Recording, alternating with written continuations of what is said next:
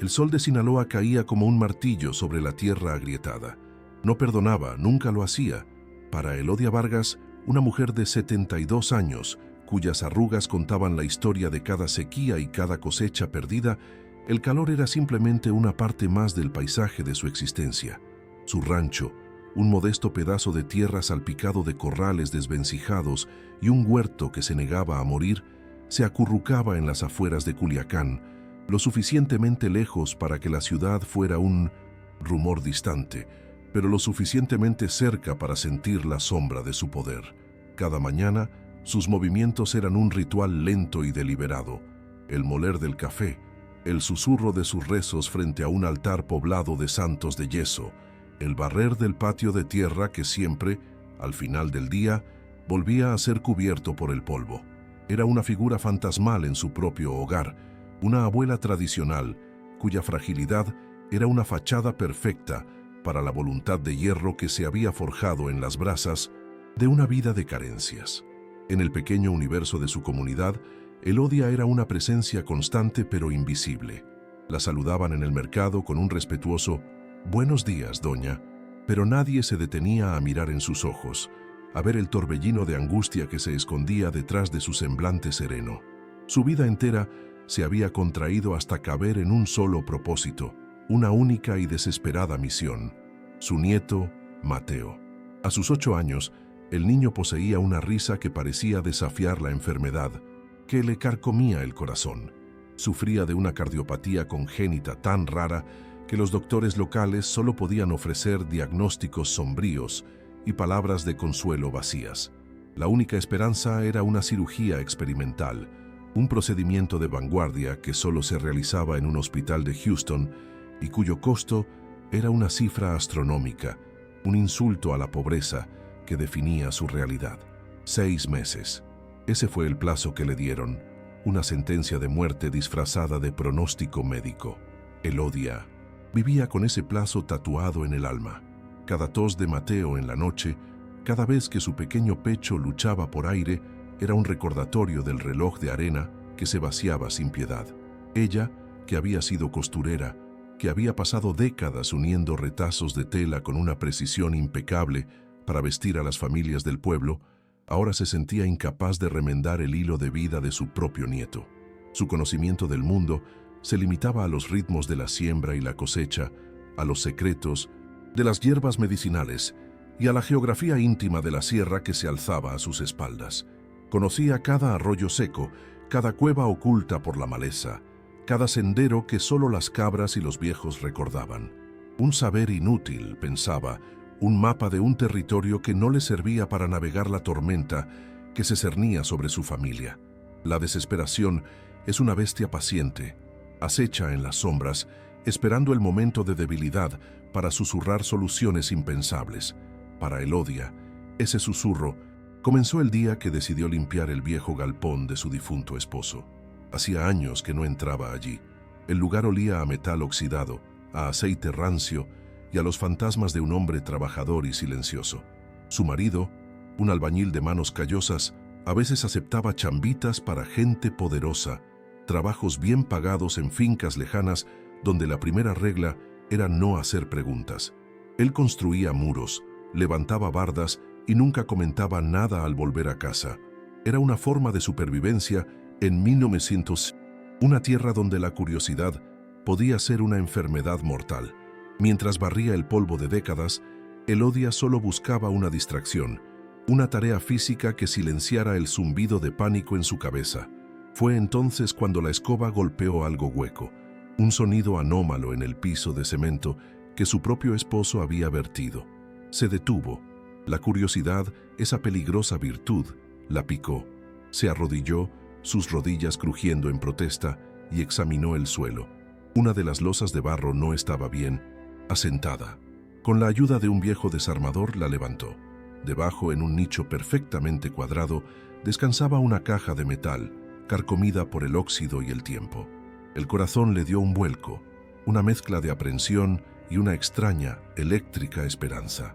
No era un tesoro de monedas de oro como en los cuentos, era algo mucho más terrenal y, por lo tanto, mucho más peligroso. Sus manos temblorosas lucharon con el pestillo oxidado hasta que finalmente cedió con un gemido metálico. Dentro no. Había joyas ni fajos de billetes. Había un legajo de documentos, papeles amarillentos con sellos oficiales y firmas elegantes. Al principio no entendió. Eran escrituras, títulos de propiedad, hojas y hojas de jerga legal que le eran ajenas, pero entonces, engrapada al fajo principal, encontró una hoja más reciente, una evaluación de la propiedad, un terreno de varias hectáreas en la costa, con un valor estimado de 50 millones de pesos. El número era tan obsceno, tan fuera de su realidad, que tuvo que leerlo 3 veces. Estaba destinado, según una nota al margen, a ser un futuro desarrollo turístico, un resort de lujo. El nombre en las escrituras era el de una empresa de la que nunca había oído hablar, pero Elodia no era tonta. En Sinaloa, todo el mundo sabía cómo funcionaba el dinero.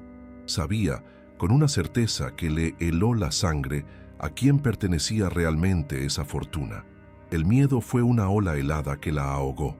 Esos papeles no eran una bendición, eran una maldición, un boleto directo al infierno. Eran propiedad del cártel de Sinaloa, el nombre que nadie pronunciaba en voz alta, la organización cuya sombra se proyectaba sobre cada aspecto de la vida y la muerte en la región. Su primer instinto fue primario y visceral: quemarlos, reducir esa pesadilla a cenizas, arrojar la caja al pozo más profundo y olvidar que aquel día había existido. Volver a ser Elodia Vargas, la abuela invisible, la mujer que rezaba por un milagro mientras su nieto se desvanecía. Cerró la caja con un golpe seco, la escondió bajo su colchón y trató de respirar. Pero el aire parecía haberse vuelto denso, pesado con el peso de la decisión que se negaba a tomar. Esa misma noche, el destino forzó su mano. Mateo sufrió una crisis respiratoria, la peor hasta la fecha. Sus pequeños labios se pusieron azules, sus ojos se abrieron con un pánico que reflejaba el de su abuela. La carrera desesperada al hospital rural, las luces parpadeantes de la ambulancia del pueblo, el sonido agudo de los monitores, todo se convirtió en un borrón de terror. En la sala de espera, bajo la luz fluorescente que hacía que todos parecieran enfermos, Elodia miró sus manos, las mismas manos que habían descubierto la caja.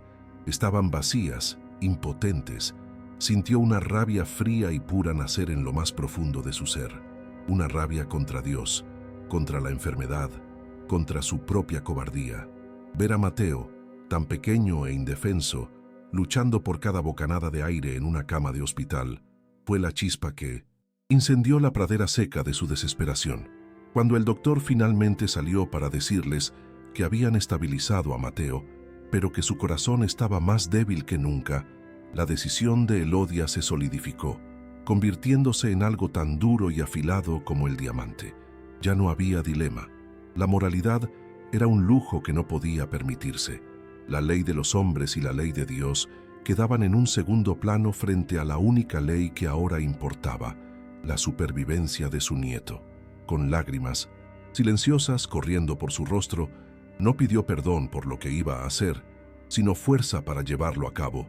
Regresó a casa justo antes del amanecer, caminó con una determinación que no había sentido en años directamente hacia su cuarto, sacó la caja de debajo de la cama y extrajo las escrituras. El temblor de sus manos había desaparecido. En su lugar, había la calma gélida de una mujer que había aceptado su destino. Elodia Vargas, la costurera, la abuela, la mujer invisible, acababa de declarar la guerra. Si esta historia ya te atrapó y quieres saber cómo una abuela puede desafiar al cartel más poderoso del mundo, no te despegues. Suscríbete al canal ahora mismo y dale like a este video para que no te pierdas ni un segundo de esta increíble crónica. Te aseguro que lo que viene a continuación te dejará sin aliento. El plan de Elodia era tan simple que rayaba en lo suicida, pero se aferraba a la única ventaja que poseía: su invisibilidad. Nadie repararía en una anciana subiendo a un camión de segunda clase. Vació una pequeña maleta de lona, metiendo solo un par de cambios de ropa, su rosario y los documentos, envueltos en una bolsa de plástico y escondidos en el doble fondo que ella misma había cosido con paciencia de artesana. No dejó nota, no se despidió de nadie, simplemente cerró la puerta de su rancho, el único hogar que había conocido, y caminó por el sendero polvoriento hacia la carretera. Cada paso era un acto de fe y una traición a la vida que dejaba atrás. En la terminal de autobuses de Culiacán, el caos era un monstruo de 1000 cabezas, vendedores ambulantes, el llanto de los niños, el olor a diésel y a fritanga. Elodia se movió a través de la multitud como un fantasma, comprando un boleto a Tijuana con la voz temblorosa de una abuela que va a visitar a sus nietos. Mientras el autobús se alejaba, devorando el asfalto bajo un sol inclemente, Elodia observaba el paisaje familiar de su tierra transformarse en algo ajeno y amenazante. Las montañas, que siempre le habían parecido guardianes protectores, ahora se sentían como los muros de una prisión de la que intentaba escapar. A su lado, una joven madre amamantaba a su bebé, y el corazón de Elodia se encogió con una punzada de dolor por Mateo. Estaría bien. Habría tomado su medicina.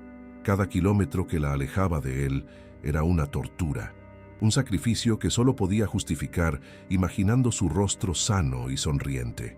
El viaje era largo y monótono, una sucesión de paradas en pueblos olvidados, donde subían y bajaban pasajeros con la misma expresión de cansancio. Elodia no dormía, se mantenía alerta, estudiando los rostros de los demás, temiendo ver en cada mirada un atisbo de reconocimiento, la sombra de un perseguidor. Lejos de allí, en una hacienda amurallada que era más una fortaleza que un hogar, un hombre conocido como el licenciado revisaba sus cuentas. No era un matón de barrio, era un empresario del crimen. Vestía un traje de lino impecable y sorbía un espresso mientras un contador con el rostro pálido de miedo le presentaba los informes. La operación era una máquina bien engrasada y él era el ingeniero jefe. Fue durante una auditoría rutinaria de sus proyectos de lavado de dinero que surgió la discrepancia. Una propiedad en la costa, un terreno clave para su futura expansión turística, carecía de los títulos originales. Un simple error de archivo, sugirió tímidamente el contador. Pero el licenciado no creía en los errores, creía en la incompetencia y en la traición, y ambas se castigaban con la misma moneda. Su rostro, habitualmente sereno, se endureció con una frialdad que helaba la sangre. «Encuentren esos papeles», ordenó con una voz suave que era más aterradora que un grito. La orden activó una cadena de mando tan eficiente como la de cualquier ejército. Los registros de la empresa fachada llevaron a los contratos de construcción y en ellos un nombre recurrente para trabajos menores de albañilería: el difunto esposo de Elodia Vargas. Era una pista delgada como un cabello, pero para los sabuesos del licenciado era más que suficiente. Un par de horas después, 2 camionetas negras sin placas levantaron una nube de polvo al detenerse frente al rancho abandonado de Elodia. Hombres con ropa de civil, pero con la postura rígida de los depredadores, descendieron, moviéndose con una sincronización letal. No forzaron la puerta. Uno de ellos la abrió con una facilidad que sugería una amplia experiencia en la materia. El interior de la casa les contó una historia. Estaba ordenada, pero con la quietud de un lugar recién abandonado. Sobre la mesa de la cocina, una taza de café a medio beber. En el dormitorio, la cama deshecha y un cajón abierto revelaban una partida apresurada. No encontraron nada de valor ni los documentos, pero uno de los hombres, un tipo de ojos pequeños y crueles, apodado El Sombra, notó algo más: el olor. La casa no olía a encierro, olía a la ausencia reciente de su dueña. Salieron y empezaron a hablar con los vecinos, no con amenazas directas, sino con una presión sutil y asfixiante. Ofrecían recompensas por información, hacían preguntas sobre los hábitos de la anciana, sobre su familia. La red del cártel, con sus informantes y halcones en cada rincón, comenzaba a cerrarse lentamente sobre la presa invisible. La cacería había comenzado. Elodia llegó a Tijuana al amanecer del segundo día. La ciudad la golpeó como una bofetada. El ruido, el tráfico, el muro fronterizo que se alzaba como una cicatriz de acero en el horizonte.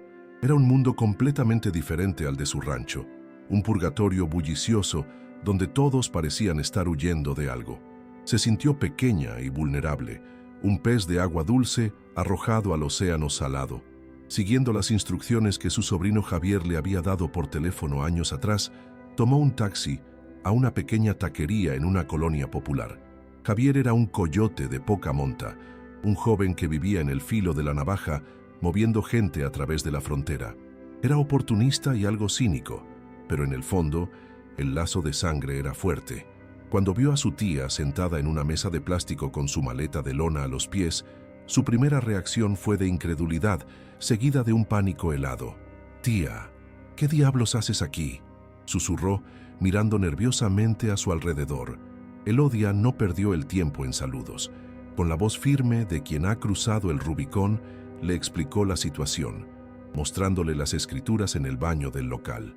El rostro de Javier pasó por una gama de colores, desde el pálido hasta el verde. 50 millones de pesos, del cártel de Sinaloa. Su instinto le gritaba que corriera, que se deshiciera de su tía y de esos papeles malditos. Pero entonces vio la desesperación en los ojos de Elodia, una súplica que trascendía el miedo. Le habló de Mateo, de la cirugía, de los 6 meses de plazo. La historia, tan increíble como era, tenía el inconfundible sello de la verdad. El cinismo de Javier luchó una batalla perdida contra la lealtad familiar. «Estás loca, tía, completamente loca», dijo finalmente, pasándose una mano por el pelo. «Pero está bien, veré qué puedo hacer». Mientras Javier comenzaba a mover sus hilos en el turbio submundo de Tijuana, contactando a posibles compradores con la discreción de un confesor, la presión en el pueblo de Elodia aumentaba. Los hombres de El Licenciado se habían vuelto una presencia permanente, sus camionetas estacionadas en la plaza principal como buitres esperando su momento. Interrogaban a todos y su paciencia se agotaba. Fue entonces cuando Padre Miguel, el viejo párroco de la iglesia, decidió intervenir. Conocía a Elodia desde que era una niña, había bautizado a su hija y le había dado la primera comunión a Mateo. Sabía de su bondad y de su desesperación. Al ver la crueldad apenas velada de los sicarios, su conciencia no le permitió permanecer en silencio. No podía enfrentarlos directamente, pero podía usar un arma mucho más sutil, la desinformación. Durante la misa del domingo, con la iglesia abarrotada de feligreses nerviosos, Padre Miguel habló en su sermón sobre la importancia de la familia y de cómo a veces los seres queridos se mudaban a lugares lejanos, como Guadalajara, para buscar nuevas oportunidades. Fue una mención casual, casi irrelevante, pero en un pueblo donde cada palabra era analizada, fue suficiente. Luego, en el confesionario, accidentalmente, le comentó a una conocida chismosa del pueblo que había recibido una carta de Elodia, desde el sur, pidiéndole que rezara por ella en su nuevo viaje. La mentira, como una semilla en tierra fértil, comenzó a crecer. En cuestión de horas, el rumor de que Elodia había huido hacia el sur, no hacia el norte, se extendió como la pólvora, llegando a oídos de los halcones del cártel. Era una pista falsa, una cortina de humo diseñada para dar a Elodia un tiempo precioso. La artimaña del sacerdote funcionó, pero solo por un tiempo. El licenciado era un estratega, no un tonto. Mientras enviaba un equipo a investigar las pistas en Guadalajara, mantuvo la presión en el norte, intuyendo que la frontera era el destino más lógico. Ordenó a sus hackers que intervinieran las redes telefónicas de la región, buscando cualquier llamada hecha a Tijuana desde el pueblo de Elodia en las últimas semanas. Utilizaron software de reconocimiento facial en las grabaciones de las cámaras de seguridad de todas las terminales de autobuses. La tecnología del cártel era de punta, una red de vigilancia que rivalizaba con la de cualquier agencia gubernamental. Poco a poco, la imagen borrosa de una anciana subiendo a un autobús con destino a Tijuana apareció en una de las pantallas. El cerco se estaba estrechando de nuevo. En Tijuana, Elodia y Javier vivían en un estado de paranoia constante. Se movían de un motel de mala muerte a otro, nunca quedándose más de una noche en el mismo lugar. Javier había encontrado un posible comprador, un abogado estadounidense de dudosa reputación que se especializaba en legitimar activos de origen turbio. Pero el tipo era cauteloso y quería garantías. La negociación era un baile lento y peligroso sobre un campo de minas. Para Elodia, la ciudad era un laberinto de peligros. Cada sirena de policía, cada mirada prolongada de un extraño, le provocaba un vuelco en el estómago. Fue durante una de sus salidas para comprar comida que sintió por primera vez el verdadero alcance del poder de sus perseguidores. En un puesto de periódicos, vio un folleto con un retrato hablado. Se busca por información sobre el paradero de una persona desaparecida. Era ella. El dibujo era vago, pero los ojos, sus ojos, estaban allí. El pánico la invadió. Se dio cuenta de que no se enfrentaba a simples matones, sino a una organización con recursos ilimitados. Eran una hidra de 1000 cabezas, con ojos y oídos en todas partes. Esa noche, en la habitación húmeda de un motel que olía a lejía y desesperación, Elodia casi se derrumba. La carga era demasiado pesada, el miedo demasiado grande. «¿Qué hemos hecho, Javier?», sollozó, su cuerpo temblando. Javier, a pesar de su propio terror, la abrazó. La vulnerabilidad de su tía, la mujer que siempre había sido un pilar de fortaleza, lo conmovió profundamente. «Ya estamos en esto, tía», le dijo, su voz más firme de lo que se sentía. «No hay vuelta atrás. Vamos a sacar a Mateo de esto, te lo juro». Su promesa fue un ancla en la tormenta, un frágil escudo contra el miedo que amenazaba con consumirlos.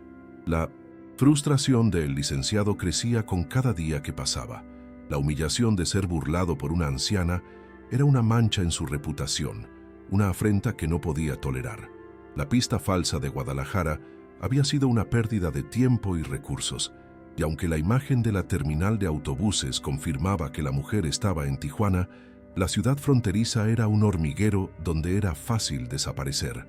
Decidió que la sutileza ya no era una opción. Era hora de escalar las apuestas, de pasar del tablero de ajedrez a la mesa de póker y apostarlo todo.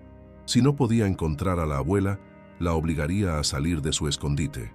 Dio una nueva orden, una que cruzaba una línea que incluso en su mundo rara vez se traspasaba. «Traigan a la hija», dijo fríamente a El Sombra por teléfono, la madre de su nieto. «Quiero una palanca». La operación fue brutalmente eficiente. La hija de Elodia, María, vivía en una pequeña casa en Culiacán, cuidando de Mateo, ajena al pacto con el diablo que su madre había hecho por ellos. Los hombres de El Sombra no llegaron de noche como ladrones, llegaron a plena luz del día, vestidos como empleados de la compañía eléctrica, diciendo que tenían que revisar una falla.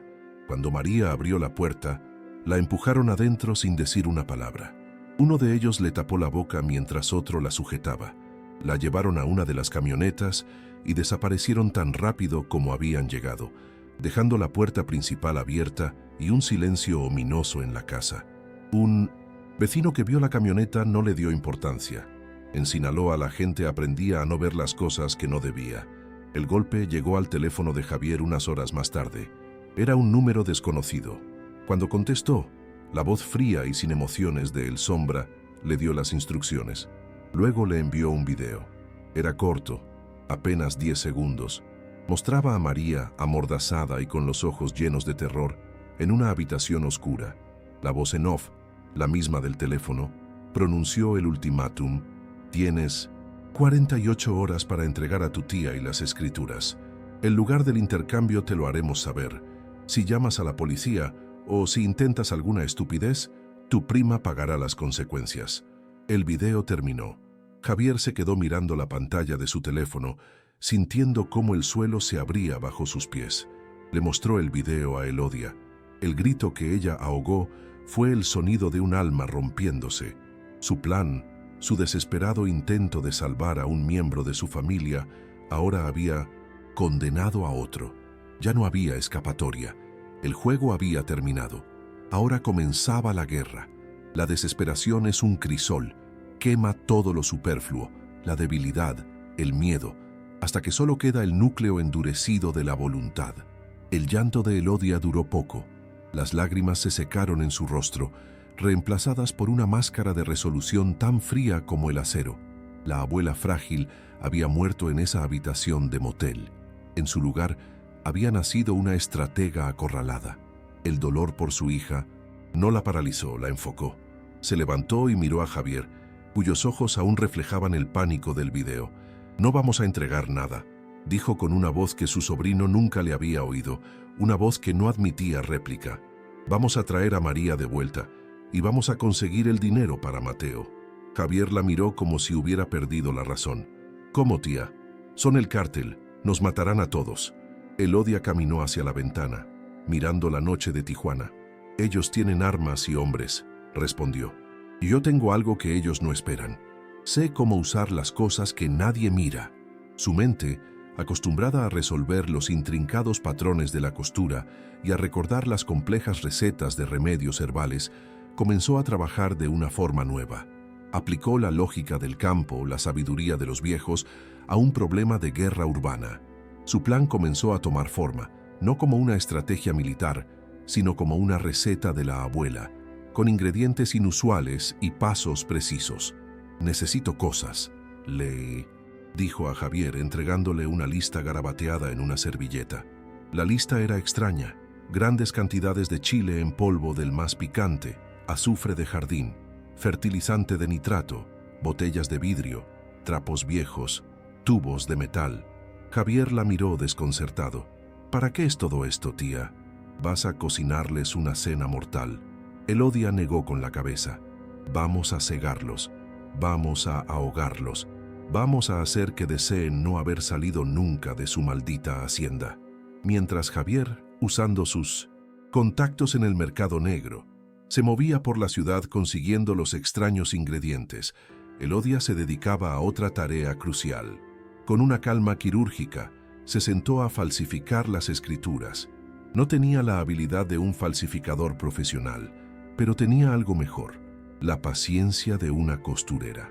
Usando té frío para envejecer el papel que Javier le consiguió y practicando la firma del notario durante horas, hasta que sus dedos acalambrados la replicaban a la perfección, creó una copia notablemente convincente. No necesitaba engañar a un experto para siempre, solo necesitaba que pareciera real bajo la presión y la oscuridad de un intercambio nocturno. Era su caballo de Troya, el cebo de la trampa que estaba construyendo pieza por pieza en su mente. El llamado de El Sombra llegó 24 horas después, con la ubicación y la hora: un astillero abandonado en Ensenada a la medianoche. La elección del lugar era deliberada: un terreno neutral pero aislado, un laberinto de acero y óxido donde cualquier emboscada sería fácilmente detectada. Les ordenaron ir solos, tía y sobrino. Javier sintió una punzada de terror, pero la nueva y férrea determinación de Elodia era contagiosa. Pasaron el resto del día preparando sus primitivas pero ingeniosas armas. Mezclaron el chile en polvo con azufre, creando un compuesto que, al ser quemado, produciría un humo irritante y cegador. Llenaron las botellas con el fertilizante y otros químicos, creando bombas de humo improvisadas. Elodia le enseñó a Javier cómo moverse en silencio, cómo usar las sombras, lecciones aprendidas en una vida de moverse por el campo sin asustar a los animales. El viaje a Ensenada fue tenso y silencioso. La niebla, densa y húmeda, comenzó a deslizarse desde el océano, envolviendo la carretera. Para Javier era un presagio siniestro, para Elodia era una bendición, un manto de invisibilidad que el cielo le enviaba. El astillero era un cementerio de gigantes. Los cascos de barcos a medio construirse alzaban como esqueletos de bestias prehistóricas. Grúas oxidadas apuntaban al cielo como dedos acusadores. El aire salado se mezclaba con el olor a podredumbre y metal. Era un lugar donde los fantasmas parecían más reales que los vivos. Dejaron su viejo coche a la entrada y caminaron hacia el interior del laberinto de contenedores, siguiendo las instrucciones. El plan era simple y desesperado: entregar las escrituras falsas, crear una distracción masiva con sus bombas de humo y, en medio del caos, liberar a María y escapar hacia un pequeño barco de pesca que Javier había conseguido que un viejo deudor suyo les dejara en un muelle cercano. El licenciado no estaba allí en persona. Consideraba el asunto por debajo de su nivel una simple operación de limpieza. Había enviado a El Sombra con un equipo de 6 de sus mejores hombres. Confiaban en su superioridad numérica y en su armamento. Vieron a la anciana y a su sobrino acercarse, dos figuras patéticas caminando hacia su destino. El Sombra sonrió con desprecio. La humillación del cártel estaba a punto de ser vengada. El encuentro tuvo lugar en un claro entre dos enormes barcos en reparación. María estaba allí, atada a una silla, con un sicario a cada lado. Sus ojos se abrieron de par en par al ver a su madre. El Sombra se adelantó. «Las escrituras», dijo, su voz resonando en el silencio neblinoso. Elodia, con una mano temblorosa, le entregó el fajo de papeles falsos. Mientras el Sombra revisaba los documentos con la luz de 1950, una linterna, Elodia dio la señal. Un movimiento casi imperceptible de su cabeza. Fue el momento en que el caos se desató. Javier, que se había posicionado detrás de un montón de redes de pesca, lanzó la primera bomba de humo. El artefacto estalló con un silbido, liberando una nube densa y acre. Casi simultáneamente, Elodia arrojó dos de sus mezclas de chile y azufre a unas brasas que ardían en un barril cercano. El efecto fue instantáneo y devastador. Un humo anaranjado y picante llenó el aire. Un agente irritante que provocaba tos incontrolable y ceguera temporal. Los sicarios, tomados por sorpresa, comenzaron a disparar a ciegas. Sus gritos de dolor y confusión se mezclaban con el eco de los disparos en el astillero. En medio del pandemonium, Javier corrió hacia su prima. Tumbó al sicario que la custodiaba, que estaba de rodillas, ahogándose, y cortó sus ataduras con un cuchillo. Mientras tanto, Elodia no huía. Se movía con una agilidad sorprendente para su edad, usando la niebla y su propio humo como aliados. Conocía el terreno que había estudiado en su mente. Sabía que el Sombra, el líder, era la clave. Lo vio tratando de coordinar a sus hombres, sus ojos llorosos por el humo. Elodia había preparado una última trampa. Había aflojado las cuerdas de una pesada red de carga suspendida en una grúa.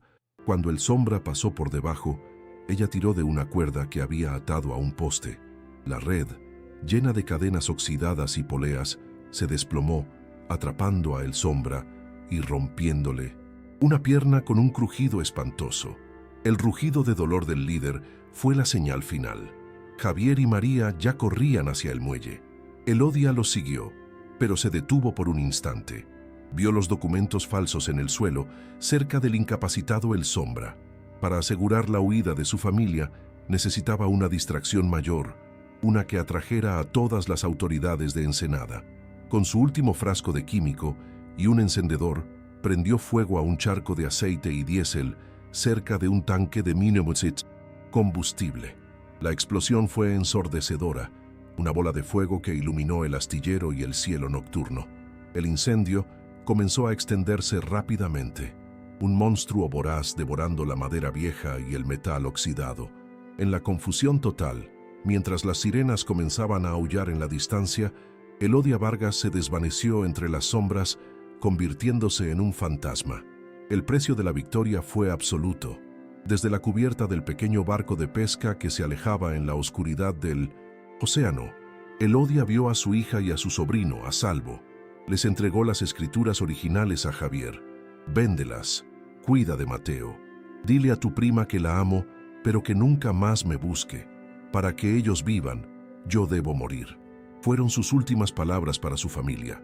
Se bajó en un pequeño puerto pesquero más al sur antes del amanecer y caminó hacia una nueva vida, una existencia sin nombre ni pasado.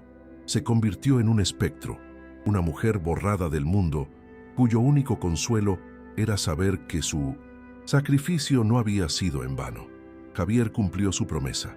A través de sus contactos internacionales, vendió la propiedad a un consorcio que no hacía preguntas, asegurando no solo el dinero para la operación de Mateo, sino un futuro seguro y anónimo para él y su madre en los Estados Unidos, bajo nuevas identidades. Años después, en un tranquilo suburbio de Arizona, un adolescente sano y fuerte llamado Mateo lanzaba una pelota de béisbol con su madre. Había una cicatriz apenas visible en su pecho, el único recuerdo físico de la tormenta que casi acaba con su vida. Vivían en paz, pero con una sombra de melancolía, siempre mirando por encima del hombro, siempre extrañando a la mujer que les había dado todo y no se había quedado con nada. Nunca más supieron de Elodia. En Sinaloa, el cártel nunca admitió la humillación. Oficialmente, Elodia Vargas y su sobrino murieron en el incendio del astillero, pero en las cantinas y rancherías de la sierra, la verdad se convirtió en leyenda.